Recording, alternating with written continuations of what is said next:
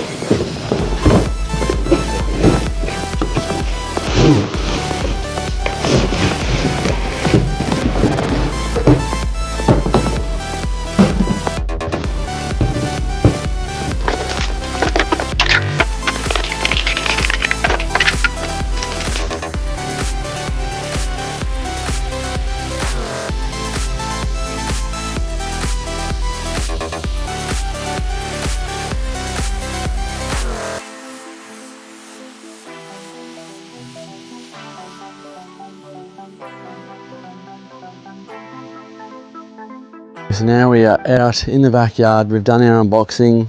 We've got both the old and the new.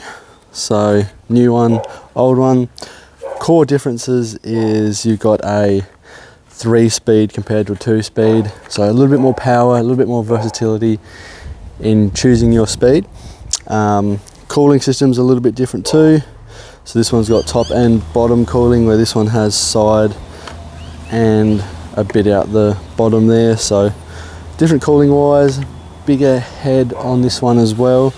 This one's quite a lot narrower. Don't know if you can sort of see it there. So quite a lot narrower head. This one sort of bulges out that a little bit more.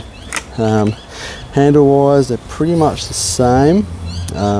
Weight wise, probably doesn't feel insanely different. I'm not too sure how much this one weighs. I'll have to check, but this one's about 2.9 kilos, but they don't feel too different. So trigger wise, they sort of all feel the same, and connection wise is basically the same, just different parts they've used. So let's get into testing these.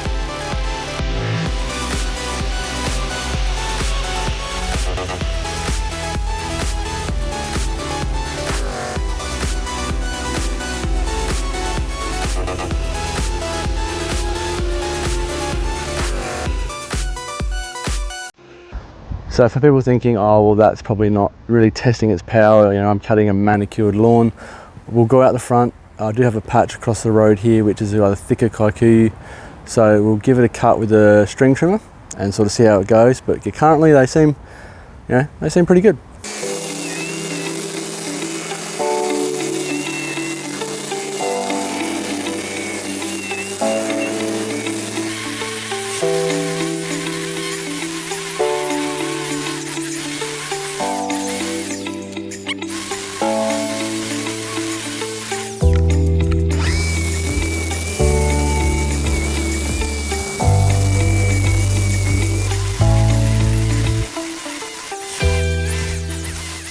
Alrighty, we're now back in the shed and we're going to do a dive into what my thoughts are with these. So we'll go speed comparison, RPMs. Look, they're both the same RPM wise, but I feel like you can get a lot better modulation with the new one, being that it's sort of 3 geared. You can sort of modulate that throttle better if you need to. But I'm probably not really going to with what I do here. I basically want the highest setting I can to give that nicer, cleaner cut. You don't need to slow it down too much. But in saying that, if it sort of bogs down, it has a bit more range to sort of help it. So I haven't put it under a massive stress. Obviously that edge is sort of, I had that at the lower setting than the string trimmer. So that's sort of the most stress I put it under until obviously I use the cultivator. Then I might put it under more stress again. So yeah, speed wise and RPM wise, power wise, they're sort of pretty much the same. I think they don't claim it to be any different other than sort of flat out in 1 second, which obviously, yeah, you know, you pull the trigger and it's flat out straight away. So, but I think the biggest thing that they claim and potentially people had issues with is overheating. And I think that's where obviously the new one, which is going from the top to the bottom, much better airflow through the actual unit itself rather than sort of all down the bottom section. So hopefully that's obviously going to be a fix too.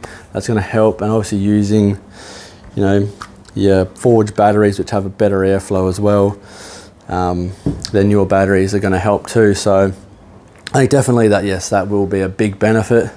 Do you need upgrade? That's the big question here. If you're using it day in, day out, probably do, yeah. I reckon that airflow is going to be much more beneficial to you. Obviously the speed comparison that we sort of spoke about, not a huge difference in that, but that airflow is going to be massive if you're using it in this heat, in the Aussie heat or wherever you may live. It's definitely going to help using it, you know, 4 or 5 hours a day. Big difference. Other than that, you probably don't really need to if you're the average homeowner using it, you know, once a week, twice a week. If your current one is still good, by all means keep using it. Don't need to go out and upgrade. If you want to, go buy another Quik-Lok tool, you know. So yeah, you don't need to upgrade straight away. But if you're using it for long periods of time or you just want to, then I think it's definitely a really good upgrade. Alright everyone, thanks for watching. Make sure you hit that like and subscribe button to help this channel grow.